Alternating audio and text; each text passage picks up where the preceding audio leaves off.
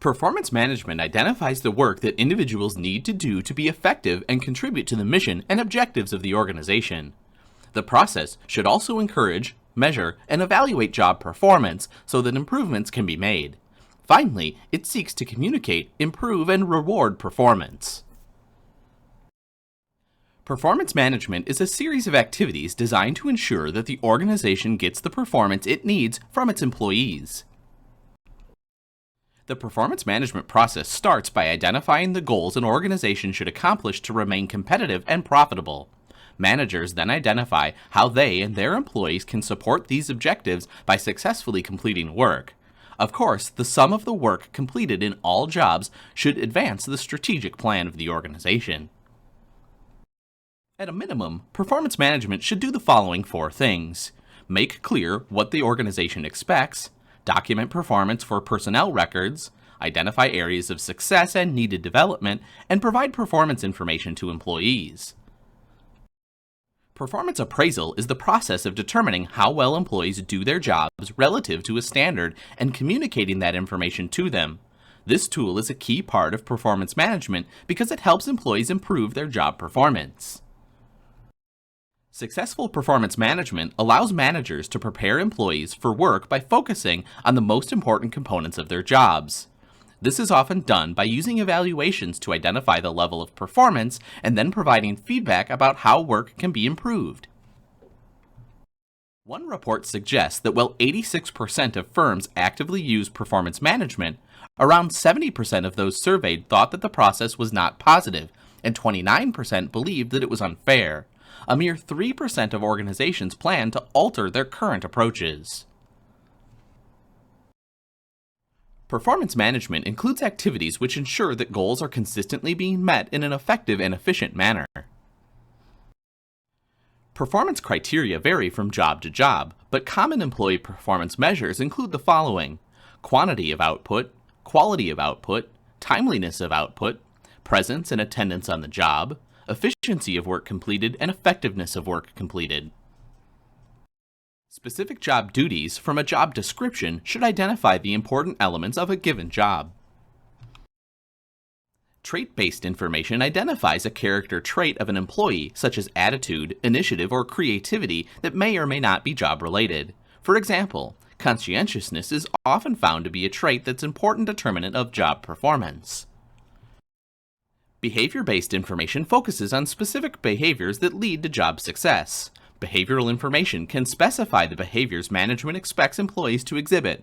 A potential problem arises when any of several behaviors can lead to successful performance, and employees rely on different behaviors to complete work. Results-based information considers employee accomplishments.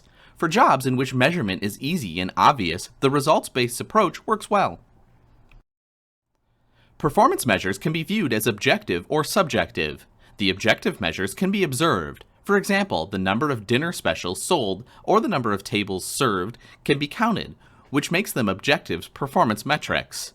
Subjective measures require judgment on the part of the evaluator and are more difficult to determine. Subjective measures should be used carefully and only when adequate support and/or documentation can be presented to support such evaluations.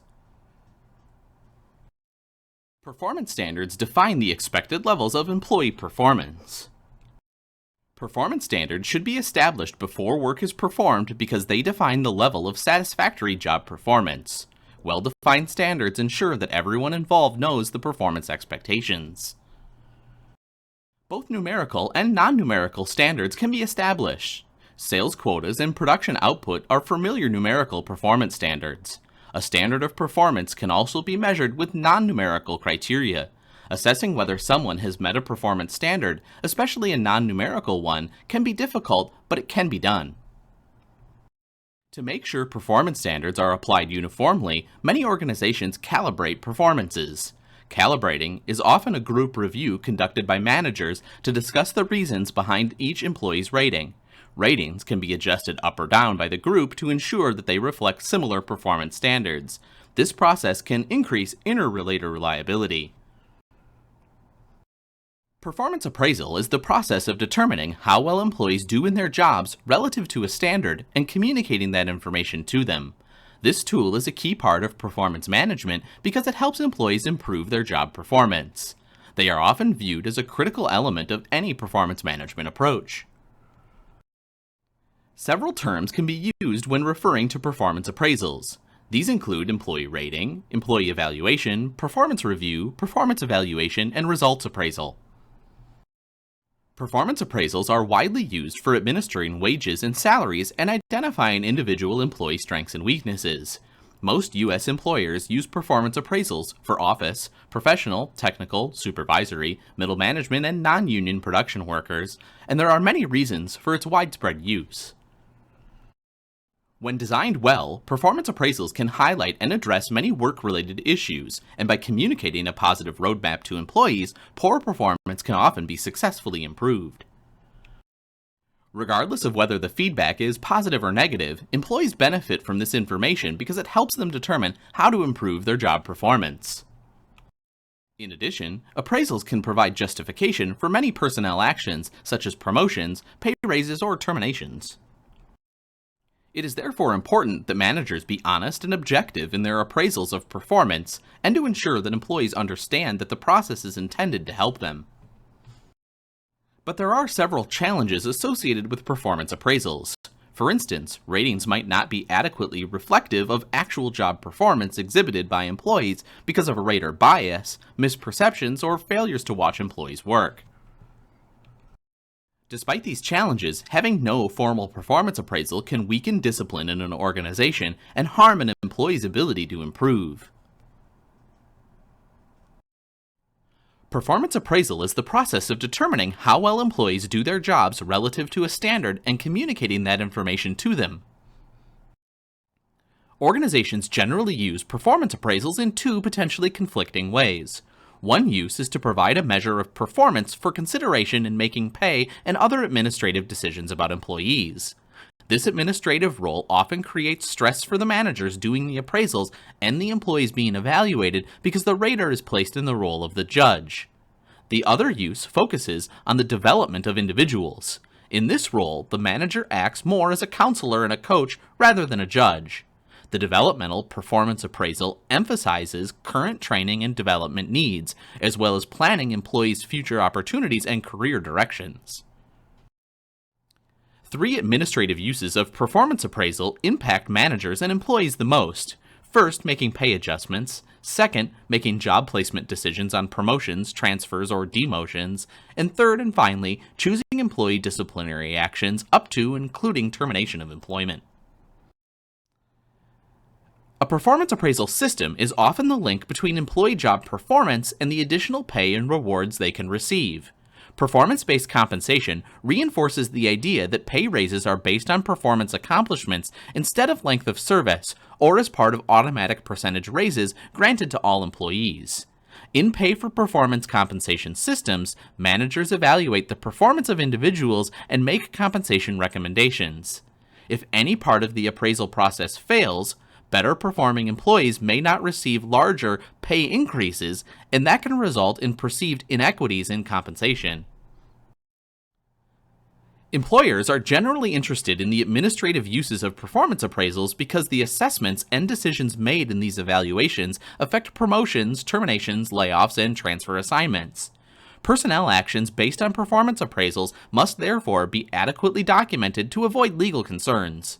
Objective and fair criteria should be emphasized in the documentation used to support evaluations. For employees, appraisals can be the primary source of information and feedback to help them improve their job performance. By identifying employees' strengths, weaknesses, needs, and potential, supervisors can provide employees with feedback about their progress at work, discuss areas in which additional training may be beneficial, and outline future developmental plans. Performance appraisal feedback is therefore well positioned to be a developmental tool. A number of decisions must be made when designing performance appraisal systems. Let's take a look. It is important for managers to understand that appraisals are their responsibility.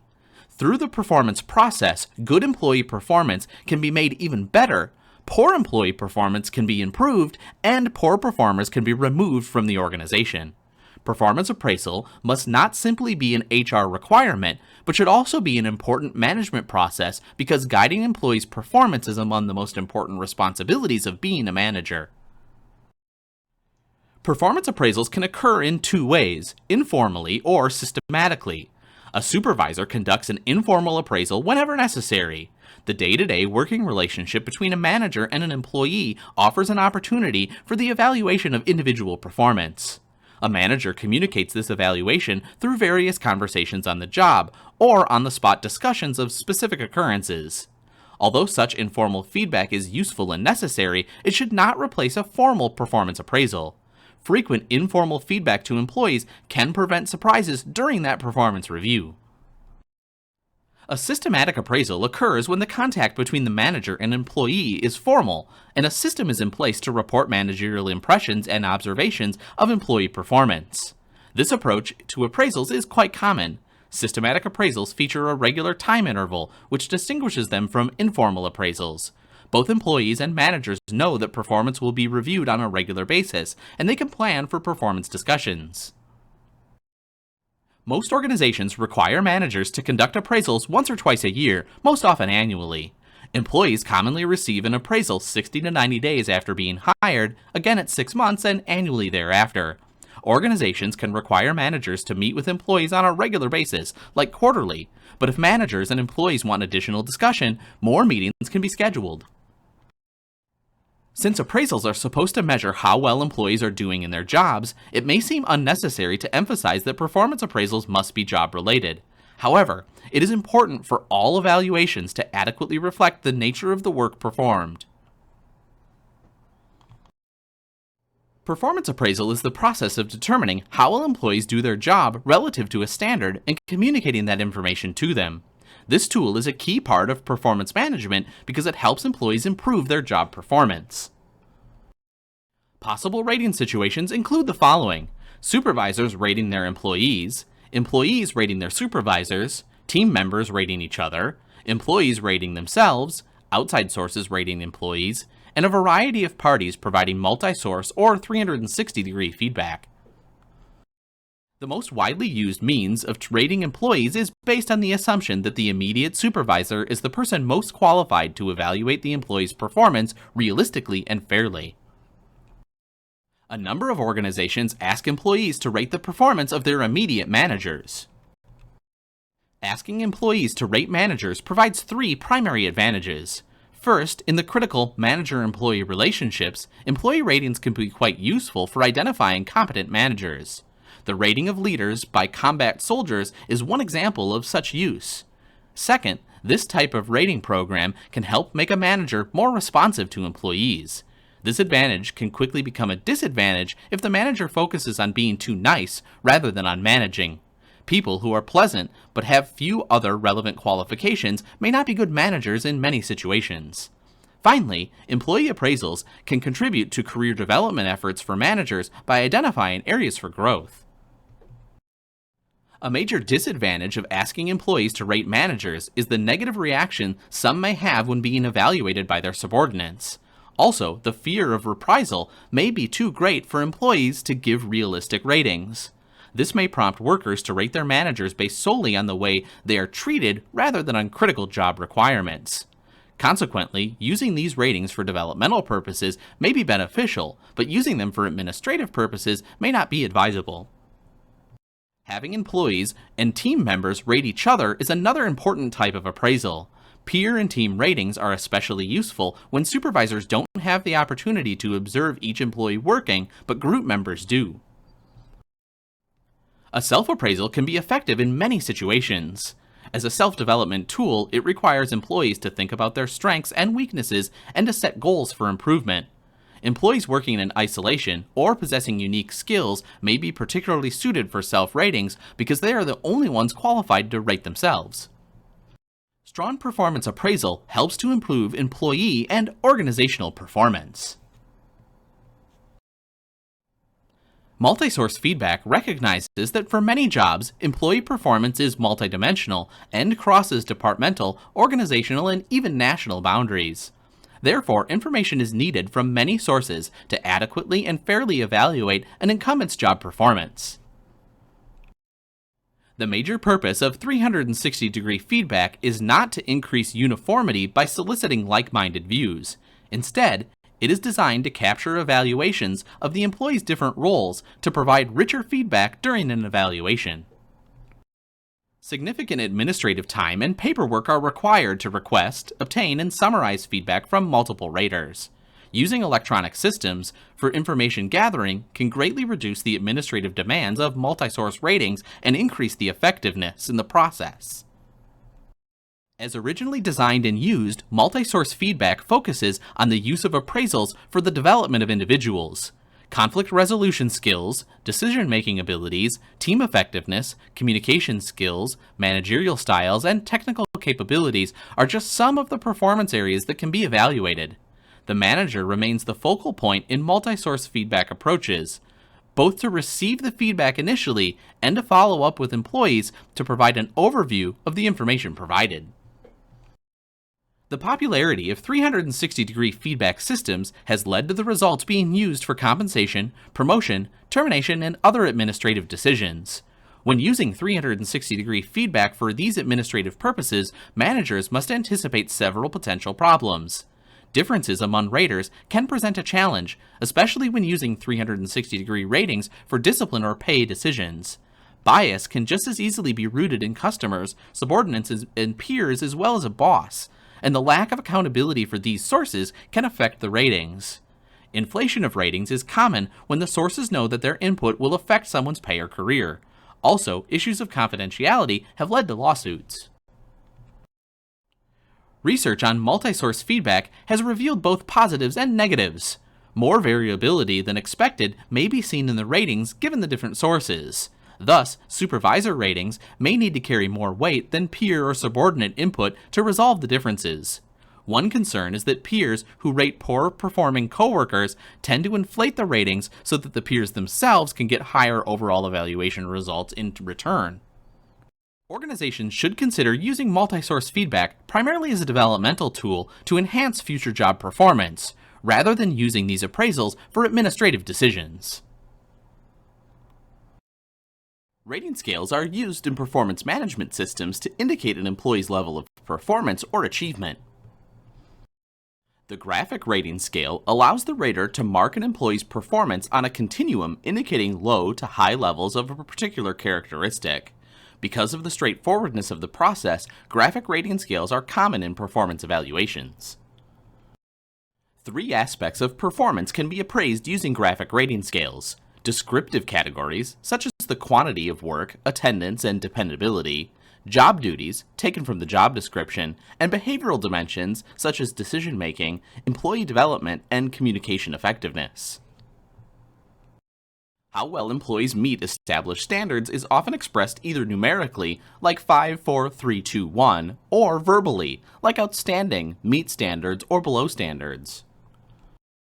Graphic rating scales in many forms are widely used because they are easy to develop and provide a uniform set of criteria to evaluate job performance of different employees. However, the use of scales can cause rater error because the form might not accurately reflect the relative importance of certain job characteristics, and some factors might need to be added to the ratings for one employee while others might need to be dropped. Another concern is that regardless of the scale used, the focus should be on the job duties and responsibilities identified in job descriptions. An additional drawback to graphic rating scales is that separate traits or factors are often grouped, and the rater is only able to check one box. Another drawback is that descriptive words sometimes used in scales may have different meanings to different raters. In an attempt to overcome some of the concerns with graphic rating scales, employers may use behavioral rating scales designed to assess individual actions instead of personal attributes and characteristics. Different approaches are used, but all describe specific examples of employee job behaviors. In a behaviorally anchored rating scale, known as bars, these examples are anchored or measured against a scale of performance levels. When creating a bars system, identifying important job dimensions, which are the most important performance factors in the job description, is done first. Short statements describe both undesirable and desirable behaviors or anchors. These are then translated or assigned to one of the job dimensions. Anchor statements are usually developed by a group of people familiar with the job. The group then assigns each anchor a number that represents the effectiveness of the behavior, and the anchors are fitted to the scale. However, several problems are associated with this behavioral approach. First, creating and maintaining behaviorally anchored rating scales requires extensive time and effort. In addition, many appraisal forms are needed to accommodate different types of jobs in an organization. Comparative methods require that managers directly compare the performance levels of their employees against one another, and these comparisons can provide useful information for managing performance. The ranking method lists employees being rated from highest to lowest based on their performance levels and relative contributions. One disadvantage of this process is that the sizes of performance differences between employees are often not clearly indicated. Forced distribution is a technique for distributing ratings that are generated with any of the other appraisal methods and comparing the ratings of people in a work group. With the forced distribution method, the ratings of employee performance levels are distributed along a bell-shaped curve similar to grading on a curve in school settings. One reason organizations have adopted forced distribution for appraisal ratings is to deal with rater inflation. If employers do not require a forced distribution, performance appraisal ratings often do not match the normal distribution of a bell-shaped curve. The use of a forced distribution system forces managers to identify high, average, and low performers. Thus, high performers can be rewarded and developed, while low performers can be encouraged to improve or leave. Advocates of forced distribution argue that forced distribution ensures that compensation increases truly are differentiated by performance rather than being spread equally among all employees. But the forced distribution method suffers from several drawbacks. Perhaps in a truly exceptional group of employees, there are not 10% who are unsatisfactory. Another problem is that the supervisor may resist placing any individual in the lowest or perhaps the highest group. Difficulties also arise when a rater must explain to an employee why he or she was placed in one group while others were placed in higher groups. In some cases, the manager may make false distinction between employees. By comparing people against one another, rather than against a standard of job performance, supervisors trying to fill in percentages may end up giving employees very subjective ratings. And finally, forced ranking structures can increase anxiety in employees, promote conformity, and encourage gaming of the system. Consequently, a number of organizations have been involved in lawsuits about forced distribution performance appraisal processes. In fact, one study found that the use of a forced distribution rating approach may result in more frequent adverse impact violations when managing company layoffs. Managers may be required to provide written appraisal narratives. In the critical incident method, the manager keeps a written record of both favorable and unfavorable actions performed by an employee during the entire rating period. When a critical incident involving an employee occurs, the manager writes it down. The essay method requires a manager to write a short essay describing each employee's performance during the rating period. Some free-form essays are written without guidelines. Others are more structured, with prepared questions that must be answered. The rater usually categorizes comments under a few general headings. The essay method allows the rater more flexibility than other methods do, but sometimes too much. As a result, appraisals often combine essays with other methods. The effectiveness of the essay approach often depends on a supervisor's writing and observation skills. Although completely eliminating errors is impossible, making raters aware of potential errors and biases helps to reduce them. When appraising employees, a manager should avoid applying different standards and expectations to employees performing the same or similar jobs. Such problems often result from the use of ambiguous criteria and subjective weightings by supervisors. The recency effect occurs when a rater gives greater weight to recent events when appraising an individual's performance. Examples include giving a customer service representative a rating based on phone calls taken during the week before the appraisal, or giving a drill press operator a high rating even though the operator made the assigned quota only in the last 2 weeks of the rating period. Another time-related issue is the primary effect, which occurs when a rater gives greater weight to information received first when appraising an individual's performance. Central tendency error occurs when the rater gives all employees a score with a narrow range in the middle of the scale. Leniency error occurs when ratings of all employees fall at the high end of the scale. Strictness error occurs when a manager uses only the lower end of the scale to rate employees. When a rater's values or prejudice distort the rating, rater bias occurs. Such bias may be unconscious or quite intentional. The halo effect occurs when a rater scores an employee high on all job criteria because of performance in one area of assigned work responsibilities. For example, if a worker has few absences, the supervisor might give the worker a high rating in all other areas of work, including quantity and quality of output, without really thinking about the employee's other characteristics separately. The opposite is the horns effect, which occurs when a low rating in one characteristic leads to a low overall rating. Rating should be done using established standards. One problem is the contrast error, which is the tendency to rate people relative to others rather than against performance standards. Sometimes, raters are influenced by whether people possess characteristics that are the same or different from their own qualities. It's known as similar to me or different from me errors. If the rater has seen only a small sample of a person's work, an appraisal may be subject to the sampling error. Many performance appraisal problems are caused by a number of different rater errors.